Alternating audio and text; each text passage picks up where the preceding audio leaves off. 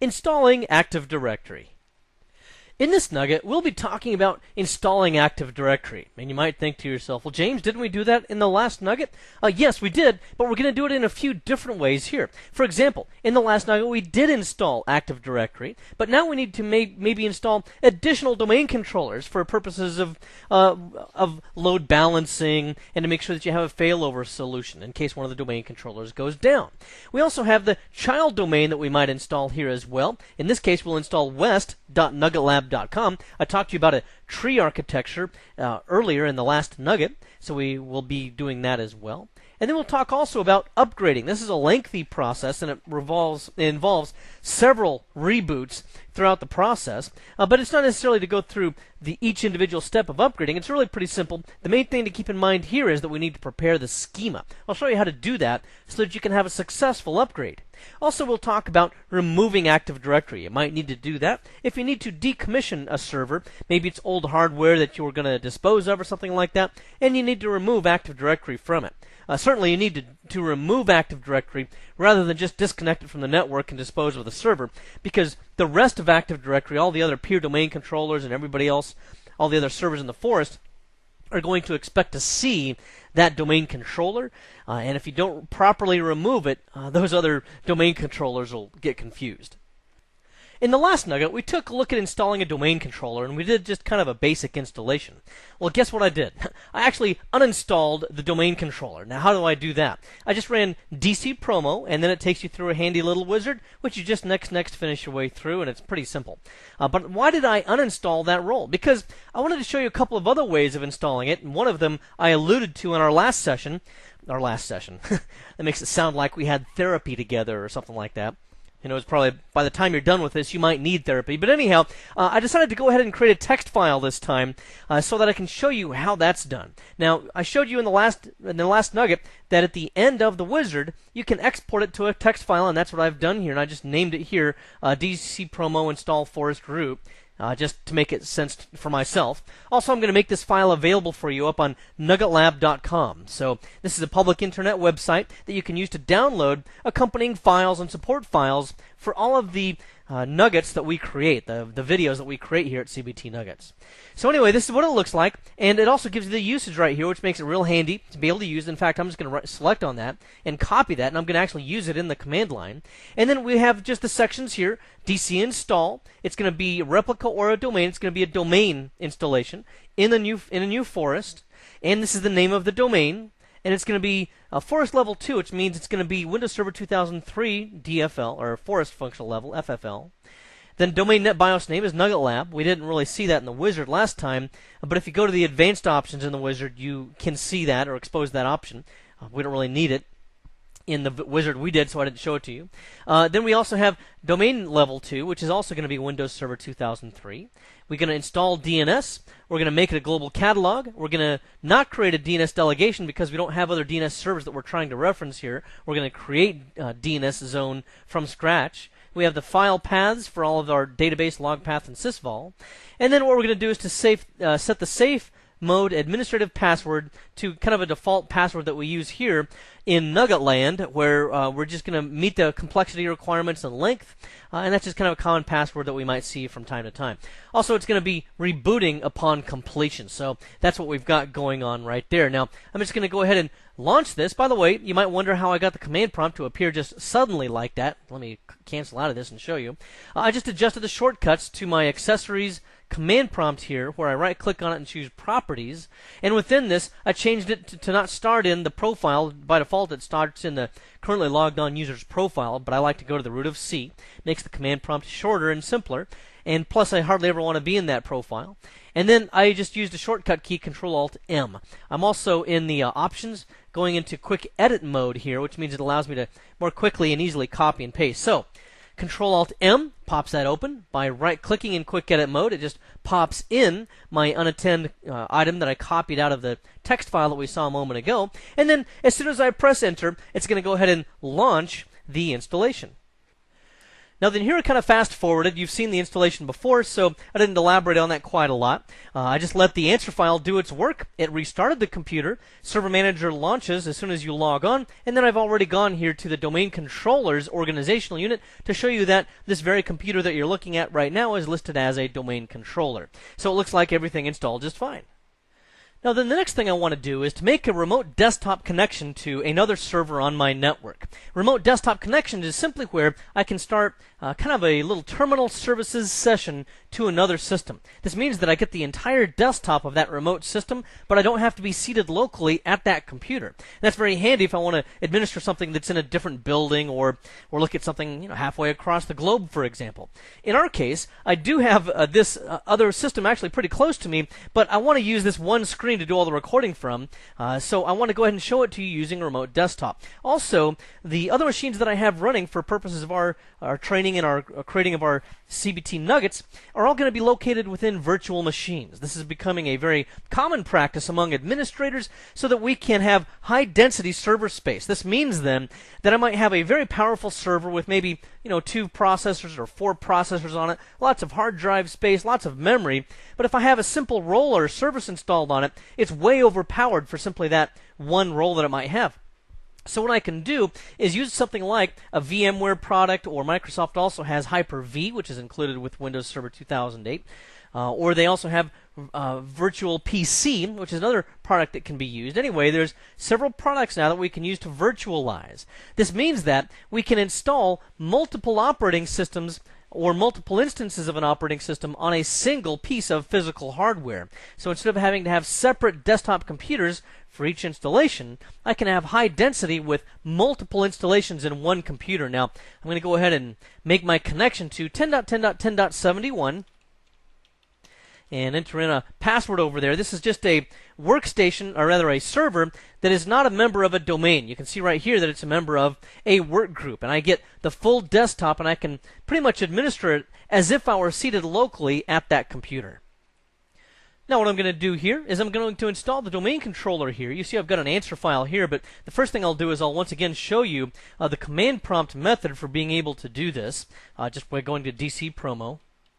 And this is just like we saw in the last nugget. You can do this from a command line or a run or the search item. And then I'm going to simply just go ahead and do a simple installation here. We'll use advanced mode for some other things later on. But I'm going to go through the same steps that you saw earlier, but this time I'm going to choose an existing forest, and I'm going to add a domain controller to an existing domain. This means that it will be a peer domain controller. I can also choose a new domain in an existing forest, and this might be the case if I wanted to create west.nuggetlab.com or something like that. But for my current purposes, just another domain controller in this existing domain, and the purpose for that is for failover purposes, so that if one domain controller goes down, the other one still remains to be able to provide service to my clients, and also for load balancing, so that I don't have one very, very busy domain controller servicing all the requests in the domain. And that's a little bit relative to the size of your network.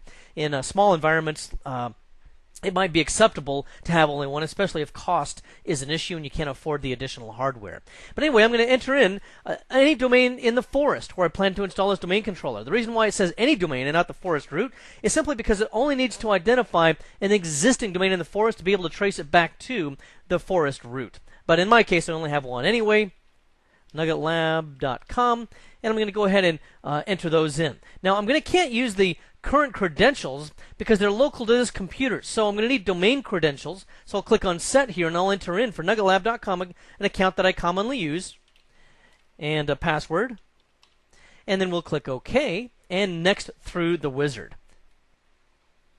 And then it finds the forest here, the forest root, which is what I want. I didn't get any error messages. That's always a good thing. Then specify which site I want it to belong to. The default site is default first site name. That, of course, can be renamed later on to make it more intuitive, but it's okay for now. And then as we click on Next, we'll just go on through the same options that we saw earlier here. And again, we get the delegation issue.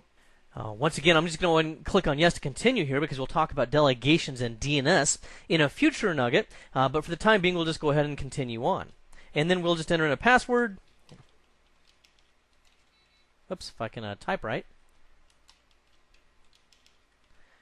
And then we'll just go ahead and click on Next and finish, and that would be that. Now, once again, I've already created a file that exports all of these settings, so I'm just going to go ahead and cancel this for the time being, but certainly I could have continued with that. Instead, I'm going to use my Install Peer item right here, and this is going to be very similar to what we've already looked at, so I'm not going to elaborate too much more on this, but I do like to install by text file, by answer file, whenever I can. So I'm going to go ahead and use this item.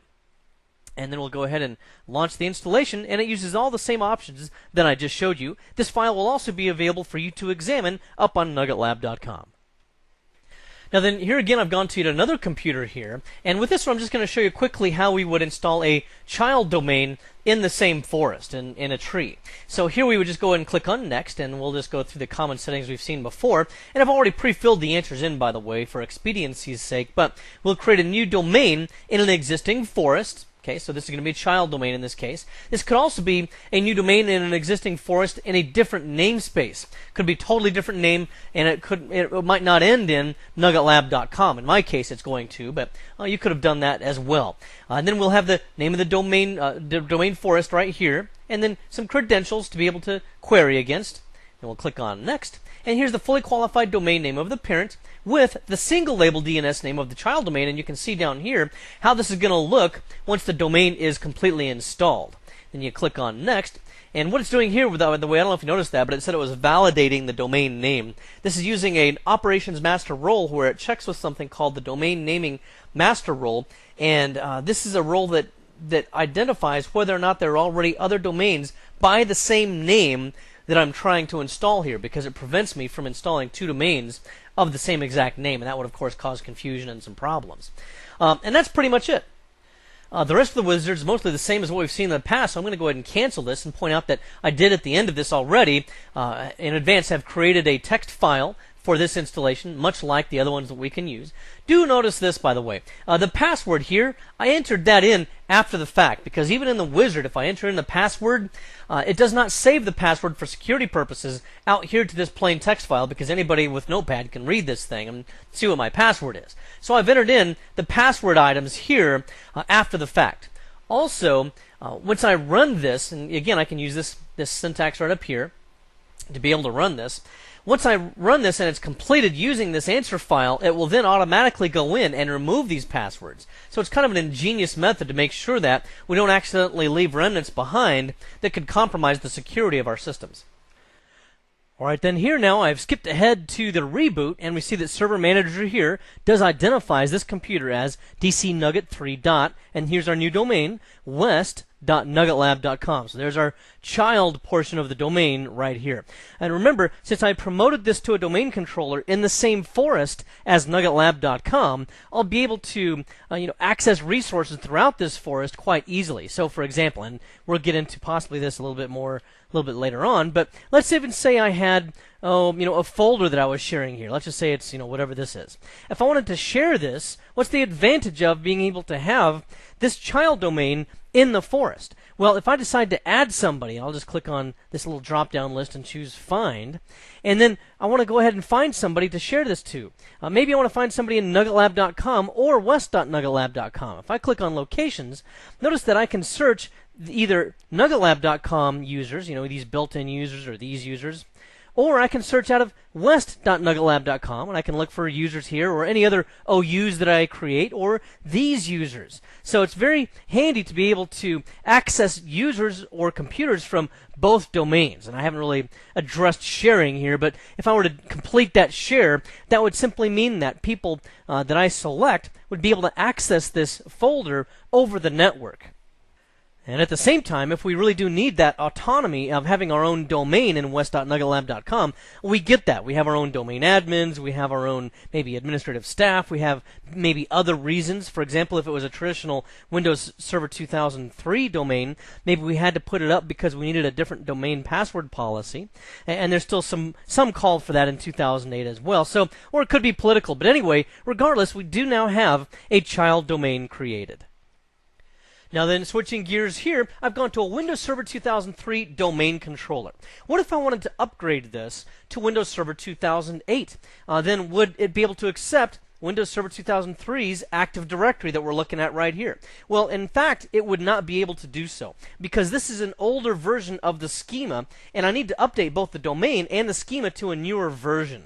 So we'll need to be able to do that. The same would also be true if I just left this domain controller as is, and I installed a new Windows Server 2008 domain computer in the network, and I wanted to run DC Promo on that Windows Server 2008 server and make it another peer domain controller in this same domain. Well, see, again, that wouldn't work either because I still have this old version of the schema. So that's going to have to get updated. First of all, let's confirm the version of Windows we're on. And you can see here that I've typed in WinVer from a command prompt. And indeed, I'm on Windows Server 2003 R2 Enterprise Edition. That doesn't matter in particular, but I am on Windows Server 2003's version of the OS. And then I mentioned the schema is outdated. Let me also show you this. Regedit. See, I'm going to do this from memory, so hopefully I'm doing this right. You don't have to memorize what I'm about to show you for the exam purposes, but I'm just demonstrating that we're on the wrong version of the schema for an update. So it's HKey local machine, system, current control set, and then we'll go down here to services, and then ntds. Let's see if I can get down there somewhere. NTDS, and then parameters. There it is. Okay, what we see here is the schema version is version 31, and that's a representation of Windows Server 2003's schema. But that needs to be version 44. Now, I can't just go in here and change it to 44 in decimal. I can't just do that. What I've got to do is to run a special command from the command prompt to get it there. Now, I didn't really mention what this is, and in case you're not familiar with the registry, just in brief, by the way, what this is it controls many aspects of the operating system, and it gives it the values that it needs to be able to run properly. For example, one of the key components that I think I mentioned earlier in the previous nugget was that Active Directory is really just the ntds.dit file. Well, the way that we can identify that in the registry is right here. It points right to the ntds.dit, and that's how Active Directory knows where to find the ntds.dit file and which one is actually the DSA database file, and there it is. So that's just another example. Again, you don't have to memorize any of this, but the registry controls large aspects of how the operating system works. So what I need to do to update the schema is put the Windows Server 2008 DVD in the drive, and then I've changed to the sources AD prep directory, and then we have to run really two commands, and then we would do AD prep /forest prep. Okay, and then once that has run successfully, then the next thing we will do is to run AD prep /domain prep. And then from that point forward, we'll be able to install Windows Server 2008 servers in the network, promote them to peer domain controllers in the same domain, or upgrade this existing server to Windows Server 2008. And then you can see also, if you look at the instructions, I needed to press C to continue. We don't really have any Windows 2000 domain controllers, so it's not relevant in our case. So I'll just type C and press Enter. And then we'll see that it starts to go ahead and update the schema. These LDF files are all files that are located in the same directory that we're currently operating out of, by the way. And it's going to just update them. And when it's done with this, I'm going to quickly pause recording here for now. But when it's done with this, I'm going to run the AD prep domain prep as well, and then we'll be finished. Okay, I did run that, and it took a while to run AD prep /forest prep, and now I've got AD prep /domain prep. That's how you'll type that in. And then I've also added onto this another item I didn't mention before, but that's the GP prep. What that does is it changes permissions on group policy objects, which we'll explore in a future nugget. But for the time being, just know that you do have to do these here items as well. There's probably more emphasis here for the domain prep and the forest prep on the exam. But I'll go ahead and run those, and when we're done, we'll take a look and see that our schema has been updated. All right, well, I ran the tools that I showed you there in the window, so now I'm going to go to regedit, and this also takes us right back to the last known place that we were, so it kind of remembers where we were there. And then we see now the schema version, if I can double-click on it, has indeed been updated to version 44, if we look at it in decimal. I find decimals a lot easier to read than hex, because I don't normally think in, those hex terms, but there's our schema version, and we're good to go. Now, we've talked about installing Active Directory a number of different ways, but we may also need to uninstall Active Directory from time to time. And how are you going to do that? Well, you basically do it using the same tool. Here I've gone to my west.nuggetlab.com domain controller, and let's say here that I need to uninstall Active Directory. Well, I would just use the same tool, DC Promo, and press Enter. And having done that, then it will just take me through the wizard, and I will answer a few questions related to uninstalling of the DC promo here. So here we see it's an Active Directory domain controller. That's fine. We already know that. We'll click on Next. This is just saying that this is a global catalog server. This is a critical role that exists in the forest that allows us to find objects throughout the forest. Okay. Also, I can say delete the domain because this is the last server in the domain. And this in turn is then going to delete all records of all accounts that have been created since we installed this domain controller. And then we simply click on Next. Here we have a replica of application directory partitions. Again, we'll talk more about that when we talk about DNS a little bit later on. But this is something that's used to identify this domain. Then as we click on Next, I'm going to delete all the application directory partitions. I'm just going to clean it up. Probably wouldn't really have to do that, but just to make sure that I get a clean uninstall, I'm going to go ahead and select that option there as well. I can also use my existing credentials because I'm logged on as an administrator in this case, and then we'll click on Next, and then we'll go ahead and delete the delegations pointing to this server as well. So then we'll go ahead and next through that as well, and then we'll enter in credentials for the zone, and that would again be, and I think I'm remembering this right. Hopefully I haven't forgotten my password, okay? And then we'll enter in the new administrator account password for this server.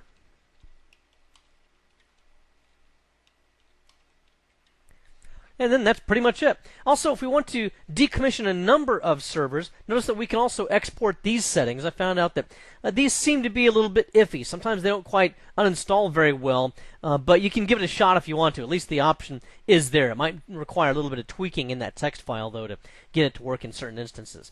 And then again, we can just reboot on completion again when we're complete. In this nugget, we talked about installing Active Directory, and even though we installed Active Directory in our last nugget, we took a couple of different turns here in this particular nugget. For example, we added a peer domain controller. This is going to be an additional domain controller to help provide domain services to your network, and also to provide load balancing and failover. We also took a look at a child domain, which is part of a tree infrastructure here, and this is where we installed west.nuggetlab.com. And this might be for a different division of your company, or you might have some other logical reason for installing an additional domain instead of an additional peer domain controller, and we discussed some of that in the last nugget. We also talked here about upgrading. Now, upgrading is actually a pretty lengthy process. It takes quite a lot longer than a normal install. And the key thing to keep in mind here is the installation is really pretty easy. The key thing to keep in mind, though, is preparing Active Directory if you're going to upgrade an Active Directory domain controller from, say, Windows Server 2003 to Windows Server 2008. Remember, you have to use the AD prep command to be able to do that, along with the switches that were in the materials that I showed you there. And then also we took a look at removing Active Directory, and sometimes you'll have to do that. Might need to decommission a server, for example, or maybe you need to repurpose a server. If you don't properly remove it from Active Directory, then the other domain controllers throughout your forest will expect to see that domain controller there and attempt to replicate to it and communicate with it, and it'll just run into error after error after error because it can never contact it. So make sure you properly remove Active Directory when it's necessary. Well, I hope this has been informative for you, and I'd like to thank you for viewing.